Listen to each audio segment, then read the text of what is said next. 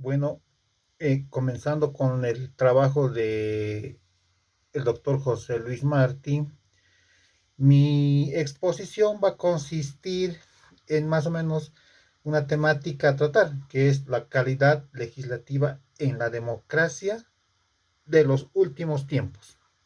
Para eso voy a partir con un contexto señalando de que en los últimos 30 años el mundo ha atravesado dos acontecimientos importantes. Por una parte, la caída del muro de Berlín en el año 1992.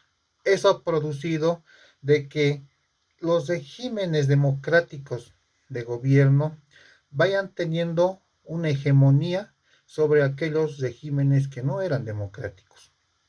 Por tanto, se sienta la democracia y empiezan un nuevo ciclo de democracia ya en el contexto mundial.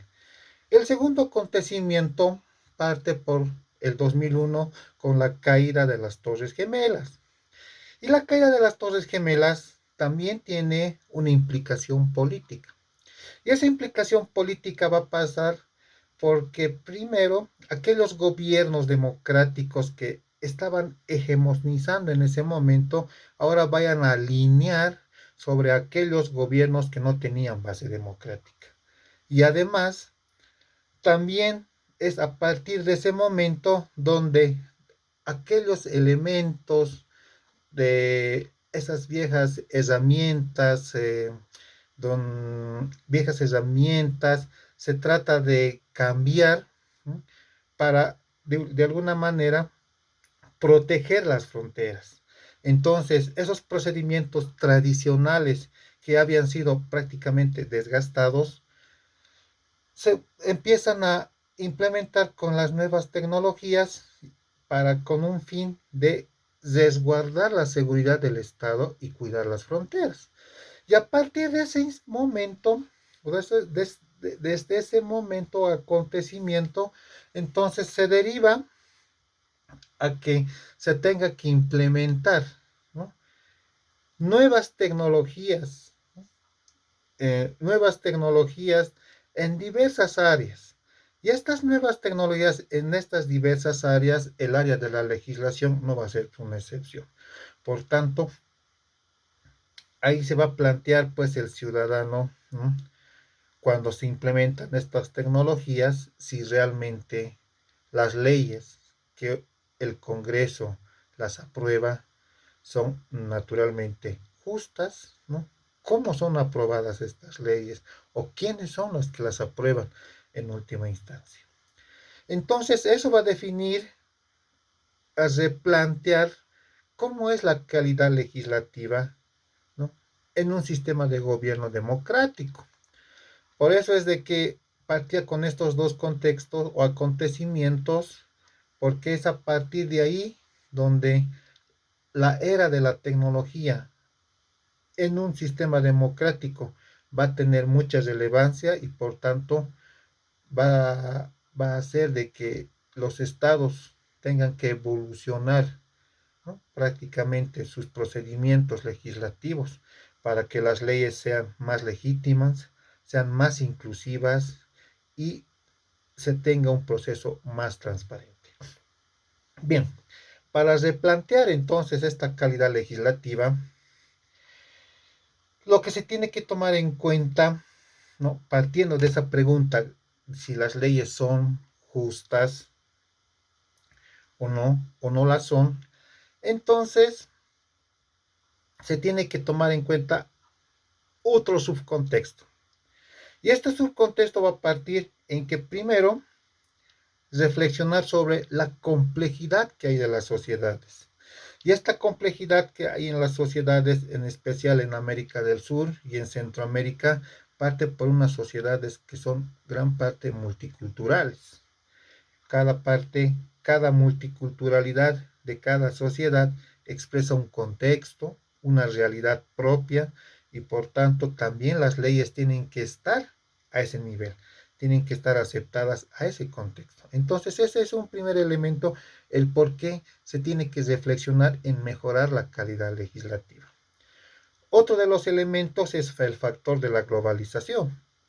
Claro, y la globalización viene acompañado con aquella estandarización de los criterios que se va a tener para que se pueda un Estado deliberar y tomar decisiones, ya sea en políticas públicas o en el área legislativa, en lo que es la elaboración de las leyes. Entonces, la globalización, a partir de la implementación de las tecnologías de la comunicación e información, es la que van a también permitir a que se haya una transformación digital donde se incorporen sistemas informáticos o aplicaciones digitales para que los procedimientos legislativos sean más eficientes, tengan esa transparencia en en todo el proceso, en la construcción de la norma, para que al final se tenga pues una legitimidad y se pueda conocer. Bien, por, por todo eso lo he explicado, ¿qué es lo que entonces se plantea? Es de que para dar esa calidad, para brindar la calidad de las leyes, entonces, y, y ver de que estas leyes sean buenas, valga la redundancia, ¿no? Que parte de esta pregunta se debe tomar en cuenta algunos estándares procedimentales, ¿no? Para elaborar la ley. Y que estos estándares procedimentales, ¿no? Que al incorporar los parlamentos como los mecanismos de transparencia, ¿no? O las instancias de apertura en la fase de deliberación donde el ciudadano pueda ser parte ya en esa parte de la deliberación, ¿no? Entonces, de alguna manera se pueda la ley, ¿no? Primero entrar en contexto, amoldar al contexto que requiere la ciudadanía. Para este ejemplo de amoldar la ley al contexto de la ciudadanía, eso en Bolivia nosotros lo tenemos como los foros de interés ciudadano.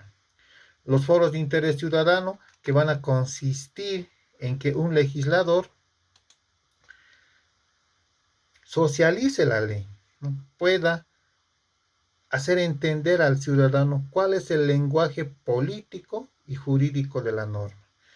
Y en esa parte de la socialización haya un pequeño espacio de la deliberación del ciudadano donde puedas retroalimentar la ley, que generalmente hay veces el ciudadano lo hace de acuerdo a su contexto y a su vivencia. Sin embargo, se toman en cuenta esas sugerencias y en ese sentido se retroalimenta la norma de tal forma de que la ley, bueno, pues vaya a representar en el concepto genérico que se la conoce como aquella expresión de la voluntad general. Bueno, eso simplemente en el contexto boliviano y esa óptica que es la parte de la visión política. Pero por otra parte, tenemos el punto de vista jurídico.